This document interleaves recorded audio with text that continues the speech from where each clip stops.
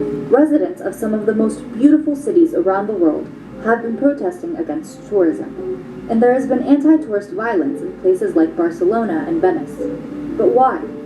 There are 4 ways that tourism can affect cities: overcrowding, pollution, bad behavior, and rising prices. Let's begin with overcrowding.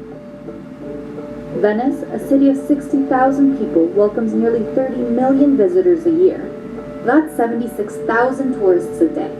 Spain had 82 million visitors in 2017, with 9 million visiting Barcelona alone. There are even traffic jams climbing Mount Everest now. Overcrowding has an obvious effect on traffic, footpaths, and queues. It can also affect a city's culture and identity, like in Barcelona, where locals are complaining tourism is diluting its vibrancy and history. Tourists also bring with them pollution and waste.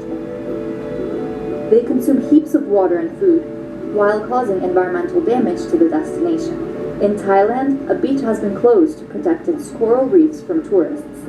In Indonesia, Bali's famously pristine beaches are now being swamped by garbage, and their underground water sources are being drained too quickly. The island predicts it will run out of its water supply by 2020. In Venice, cruise ships that bring thousands of tourists each day are damaging the local environment with engine pollution and water displacement. Tourism even accounts for 8% of global greenhouse gas emissions, mainly from transportation.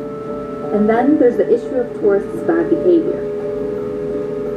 There are many viral videos that show tourists behaving inappropriately, from airport check-in meltdowns and assaults on cabin crews to deliberately damaging ancient ruins.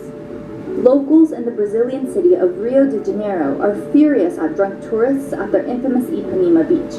In Croatia, people are fed up with loud and rude tourists, so fines are being issued to those who drink alcohol in public.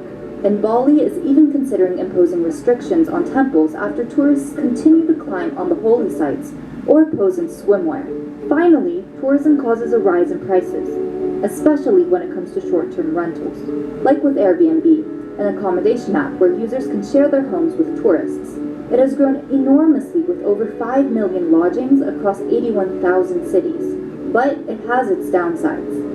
Landlords in major cities make more money out of short-term leases on Airbnb, forcing local tenants to pay more. In some cities, it can raise housing prices as people look to invest in Airbnb homes. These rising prices are not just limited to Airbnb, though. In Cambodia, citizens were evicted from fishing villages so that resorts could be built on the beaches.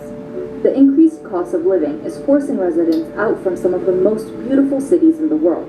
But there's hope. Cities are starting to recognize the impacts of mass tourism and are looking to introduce measures to deal with the load. Fines for behavior are being introduced in cities all over the world. Regulations are starting to hit Airbnb, with their listings in San Francisco, Barcelona, and Paris dropping. Iceland and Greece are instituting caps on arrivals.